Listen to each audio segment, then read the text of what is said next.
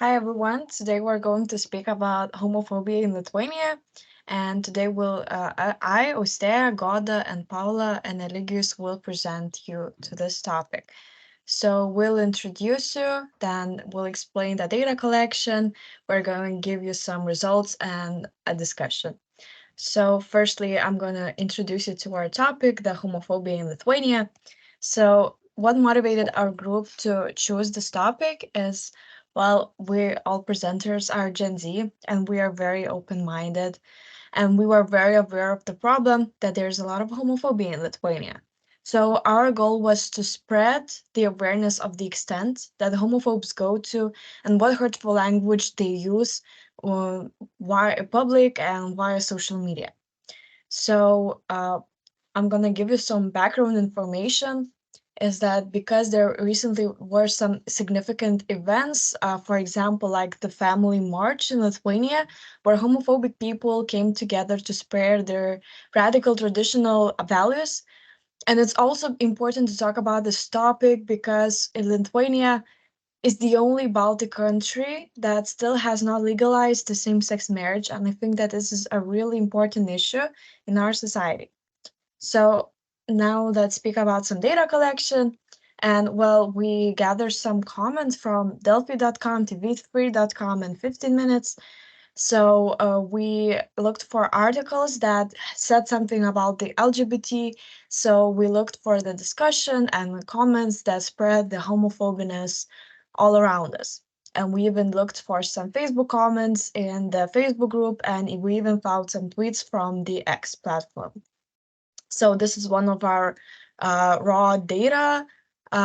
So as you can see, this is a Facebook group that the name is Stop LGBT Propaganda Lietuva, and well, it says that well, it's just people, homophobes people, just spread their thoughts, their values, and they just spread their homophobiness around. So moving on. Now on to the results. Um, so first of all, I would like to show you the types of the categories that we put our collected data in. As you can see from this graph, we found more or less the same amount of each category. Now, this does not sort of completely represent the situation, but I will discuss that in more detail a little later. Um, we can take a look at some examples of the data. So first of all, in the category of negative emotions, we see mostly angry, frustrated comments, a lot of name calling, either calling the state, the government, idiotic, stupid, or insulting LGBT people by calling them mentally ill and similar sentiments. In the category of distrust, there was a variety of topics touched, but the main aspect was the distrust of gay people around children, uh, accusing them of sort of corrupting children or trying to, you know, quote unquote, turn them to their side. Not all comments were like this. Some, like the one you see on the bottom, was sort of contrasting uh, xenophobia and homophobia together. So that was an interesting mix.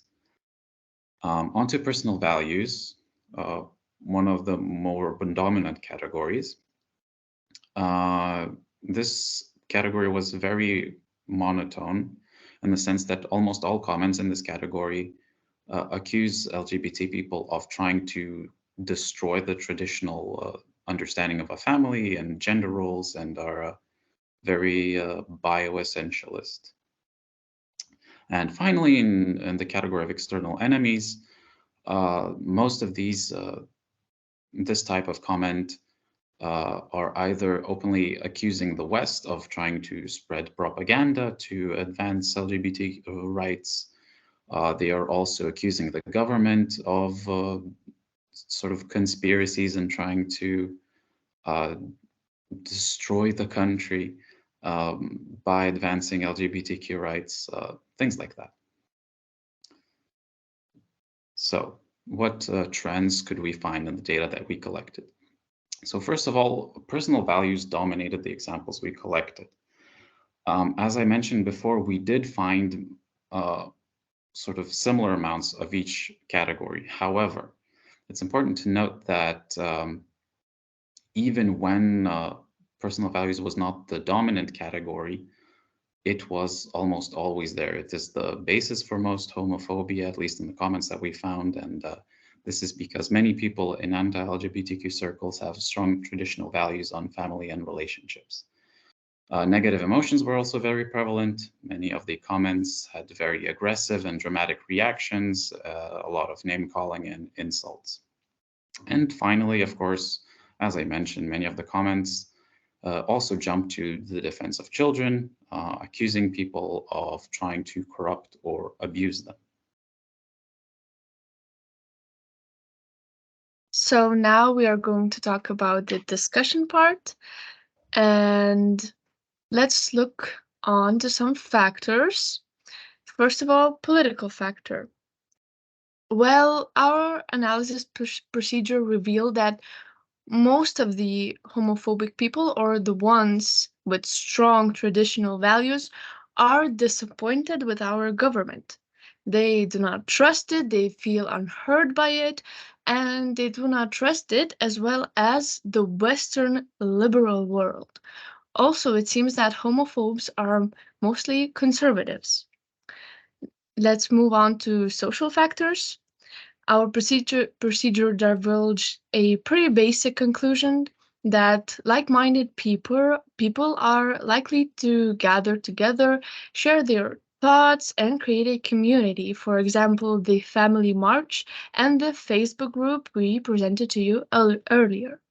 And then about psychological factors, people from a young age in the country that was affected by the Soviet Union mindset have been told that anything that is other than a traditional way of living, meaning homosexuality, is a sickness that needs to be cured. Their ambition is to impose these views not only on their family members, but all around the country. So let's move on to the effects of disinformation. Well, the spread of this sort of information that is hurtful and is simply a form of bullying can cause mental health problems for the LGBTQ plus community, since most of these comments that we gathered were found under articles that were related to LGBTQ protests or similar topics. The homophobes do not only comment or spread hateful speech, but sometimes it can go to the extent of physical abuse towards queer people. Also, uh, that's it. Let's move on. Um, this is not a conspiracy theory. Homophobia in Lithuania is very real and it is here, and people are aware of it, and we should be aware of it. Aware of it. Homophobic people are prejudiced against LGBTQ plus community, and they choose to spread their beliefs to others on purpose. Homophobic people have a strong objection to the LGBTQ plus community and everything that comes with it, for example, gay marriage. And now it's time for a reflection. So, was the disinformation discourse methodology difficult to learn and apply to your chosen topic? For us, it wasn't hard to understand the methodology because directions were clear and comprehensible. Also, the data collection was easy since there are a bunch of homophobic comments and posts in Lithuania. And did the project improve your understanding of how language is used in disinformation discourses? Yes, because to make their points, homophobic people use figurative language and absurd examples that have a lot of logical fallacies. And reflecting on our project, what was your biggest discovery? So our biggest discovery was that yeah, we were always aware that our country is extremely homophobic, but we didn't know that there were public Facebook groups created to bully and spread hateful speech to homosexuals, and it raised a concern for us that Facebook's guidelines are not applied. So yeah, and thank you for your attention.